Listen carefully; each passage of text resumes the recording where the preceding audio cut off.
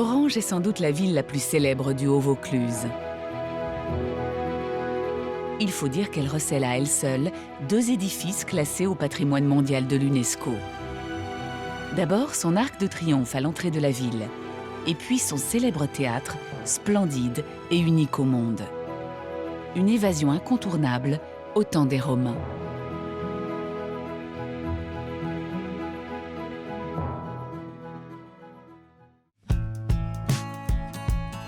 Ce fabuleux théâtre et cette région, c'est une orangeoise d'adoption qui va nous les faire découvrir. 10 ans que Déborah est installée ici. Aujourd'hui, elle y est, elle y reste. Et sa curiosité pour la région n'a aucune limite. Il y a plein de choses à visiter, beaucoup de domaines viticoles que j'affectionne particulièrement, la gastronomie évidemment. Donc il y a toujours quelque chose à faire et voilà, toujours quelque chose à découvrir. Et celui qu'elle redécouvre toujours avec bonheur, c'est lui. En haut des gradins, Déborah retrouve Cécile, l'heureuse conservatrice des lieux. Bonjour Cécile. Bonjour Déborah. Ça va? Ben oui.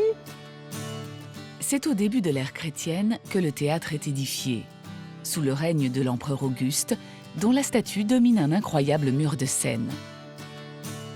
Donc ici, on voit ce très beau mur d'une dimension extraordinaire, puisqu'il fait 37 mètres de haut et 104 mètres de long. Et il était comme ça vraiment à l'époque où il y a des choses qui ont changé, j'imagine, avec le temps. Alors forcément, en 2000 ans, il a beaucoup vécu. Il était recouvert notamment de plaques de marbre multicolores. On avait du blanc, du rose, du vert, qui égayait en fait toute cette façade, qui de surcroît était alternée par alors à peu près 80 colonnes, réparties sur 2 ou 3 niveaux, dont on voit en fait 1 ou 2 qui sont encore d'origine là-bas. On aperçoit. Donc voilà, quelque chose en fait vraiment de beaucoup plus spectaculaire que ce qu'on a là.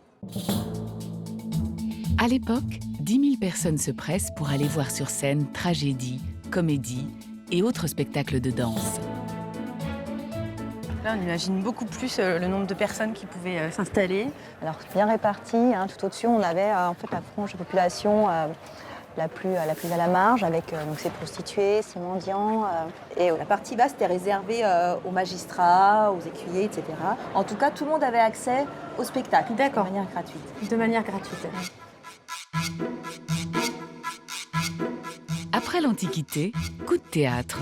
Le monument tombe en ruine et perd sa fonction initiale. Le mur de Seine, lui, est miraculeusement sauvé. En fait, là, on se trouve justement à l'intérieur du mur, puisqu'il y a 2 parois. C'est génial, on est vraiment dans l'époque, là, on s'y croirait. Oula. Là, on voit la monumentalité en fait, du théâtre. Le colosse romain, comme on l'appelle.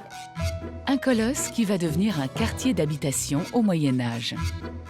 Puis, au XVIIIe siècle, il sera reconverti en prison. Donc voilà, il faut imaginer qu'à la Révolution française, comme partout ailleurs, en fait, c'était des prisons avec les cellules qu'on imagine étroites, très froides en hiver, avec des conditions donc, de vie insalubres pour ces pauvres prisonniers. Donc là, on est dans une cellule, en fait. On peut imaginer qu'il y avait des cellules ici. Okay. C'est en tout cas des espaces qui ont pu être facilement cloisonnés. Il faudra attendre le XIXe siècle et l'écrivain Prosper Mérimée, inspecteur général des monuments historiques et amoureux du lieu, pour que le théâtre antique soit entièrement restauré. Donc là, voilà, tu vas découvrir la statue d'Auguste. C'est impressionnant. Quelle vue! Aujourd'hui, le théâtre est redevenu un haut lieu de spectacle. Théâtre amateur, festival d'art lyrique et concerts en tout genre. Quand tout le monde est là, quand les gradins sont remplis, que tout le monde applaudit. Oui, j'ai déjà eu la chance de venir voir un spectacle, c'est magique, c'est magnifique, il y a une acoustique, il y a vraiment une sensation, voilà, qu'on ne ressent pas ailleurs. Très émouvant. Ouais. Après cette parenthèse romaine, n'hésitez pas à vous balader aux alentours. Et vous ne pourrez pas manquer les vignes, elles sont partout. Ici, les crus sont connus du monde entier. Châteauneuf-du-Pape, Vaqueyras, Baume de Venise ou encore Gigondas.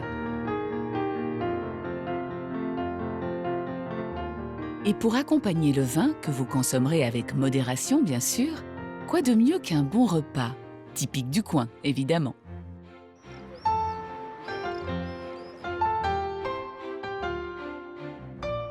C'est dans un restaurant réputé de Malaucène, au pied du célèbre Mont Ventoux, que Déborah nous emmène. Gastronome avertie, elle est toujours prête pour de nouvelles expériences culinaires. Bonjour Philippe. Bon, Déborah, bonjour. C'est avec Philippe, chef renommé et enfant du pays, qu'elle va goûter pour la première fois la céréale star du coin. Direction les cuisines. Voilà, tu vois, je t'ai tout préparé. Super. Donc on va travailler, comme je t'ai dit, les potres et la soupe d'épeautre, D'accord. qui est un plat emblématique, même typique du Pied du Ventoux. Pour ce plat typique, prévoyez de l'épeautre bien sûr, un peu de coco blanc, carottes, oignons et pour la viande, jarret de porc et saucisses de Couenne. C'est des plats qui tiennent au corps. Hein. C'est un peu le mélange ça de... nourrit son homme. Ouais. Pendant la guerre, c'était le plat qui servait, qui était roboratif. Il fallait manger qu'une fois dans la journée. En gros, c'est à peu près ça. Donc je vais te faire participer peut-être un petit peu. Bon, j'ai déjà pelé les oignons. Hein. Parfait. Des fois qu'on verse quelques larmes de trop. Voilà, c'est ça. Donc c'est pas... Là, j'y vais à Bélay, mais comme on dit, au pif. Il n'y a rien de bien difficile. Tiens, je vais te faire couper des carottes. Ouais. Voilà. En deux et encore en deux. Voilà, comme ça. Ça, c'est un peu comme le pot-au-feu, quoi, à la base. Voilà, voilà. Ça démarre exactement pareil. Il y a une bonne garniture aromatique. D'accord. C'est un plat que C'est- tu affectionnes, que tu mangeais depuis que tu Bah, es c'est tout des... petit. oui, c'est des souvenirs d'enfance. Ouais, quoi. C'est d'accord. c'est les plats que ma mère me fait, que ma grand-mère faisait. Et puis, tout à coup, c'est viscéral. Là. Pour rester fidèle à la recette familiale, ajoutez un bouquet garni, une grosse pincée de sel et puis de l'eau. Moi, il faut bien mouiller en hauteur parce que les potres, vraiment, ça gonfle. Mais ça prend vraiment du volume. Si D'accord. tu l'oublies, Ouais. tu te retrouves, tu n'as plus d'eau. quoi. Ça Voilà. va faire une pâtée. quoi. Ouais, D'accord. exactement. Voilà. C'est parti pour 45 minutes de cuisson. Par contre, pas de gros bouillon. Moi, personnellement, jamais là-dessus un gros bouillon. Ouais. Ça cuise Ça le petit mijote. bout, tranquille. D'accord. Voilà. Exactement. Laissons mijoter la soupe de Philippe. Voilà. On y est. Ça a bien gonflé, hein. Déborah va enfin pouvoir goûter. C'est très bon. On n'est pas sur une soupe conventionnelle, tu vois. Ouais, bah, c'est une découverte, Mais hein. voilà. Vraiment, je connaissais pas du tout l'épeautre. C'est très très Après, bon. ben, tu vois, c'est vrai que l'hiver, quand tu fais un plat comme ça, Ça derrière réchauffe, une salade suffit. Ouais, voilà, c'est ça. Voilà, tu Non, sors non, pas de c'est très cette bon. honorée. Pas de dessert au programme donc, même si Déborah aurait peut-être préféré. Car Philippe veut maintenant lui faire goûter une autre spécialité locale, le cacha. Savoureux mélange des fromages les plus forts du coin, le tout mariné dans l'alcool. Et voilà, alors tu y vas doucement, tu vois, ça. C'est la première fois que j'en ai mangé, c'est la première fois et la seule fois où mon grand-père m'a fait pleurer. C'est puissant, hein.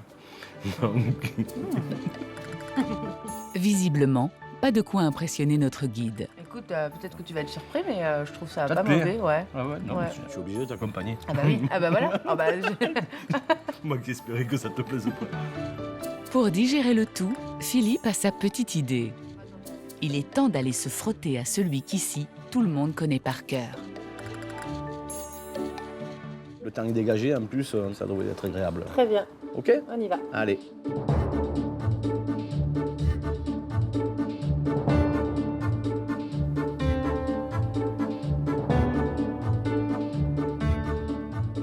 Son ascension est réputée impitoyable et fait frémir chaque année les cyclistes les plus aguerris. Le Mont Ventoux est le passage obligatoire du Vaucluse. Et rassurez-vous, si vous n'êtes pas aussi téméraire que certains, vous pourrez, comme Déborah et Philippe, atteindre le sommet du Géant de Provence en voiture. Et c'est vrai qu'arrivé là-haut, vous aurez besoin de tout votre souffle, tant le spectacle est magique. Il fait pas très chaud, j'ai mis le petit gilet. je crois que je t'ai raconté un peu n'importe quoi tout à l'heure. Ouais. C'est la montagne, tu vois. Bah écoute, Puis l'altitude, tu vois. En tout cas, 1912 et des ouais, brouettes. c'est ça, 1912 mètres. Ouais, de- mais quand t'es là, tu les sens. Ouais, c'est ça. finalement. Mais bon, on a l'a une vu. super vue quand même. Ici, peu de végétation et un sol totalement recouvert de pierres blanches. Paradis des sportifs, mais aussi terre de saveurs, ce paysage lunaire est devenu l'emblème de toute une région. Le Ventoux, par sa dominante et sa hauteur, c'est un peu, Ouais, c'est vraiment impressionnant. repère, quoi. Et puis c'est surtout une curiosité. On a tous appris à skier ici, Ouais, oui. les champignons, que tu sois cuisinier ou pas, voilà. D'accord. La chasse a un rôle important, il y a beaucoup de chasseurs. C'est les racines, tout simplement. Moi, j'ai bougé à droite, à gauche, mais c'est vrai que j'avais besoin de revenir, quoi. Ouais, ça fait partie de toi. Voilà. Et puis, bon, ben, tu vois, tu Ouais. prends la voiture, une demi-heure Voilà. après, tu es là, ben, tu es plutôt bien, quoi. C'est ça. On n'est pas à plaindre. C'est la tête dans les nuages, depuis le point le plus haut de la région, que se referme notre parenthèse enchantée dans le Vaucluse. Une région qu'il faut absolument avoir vue, tantôt surprenante, souvent enchanteresse, mais partout inoubliable.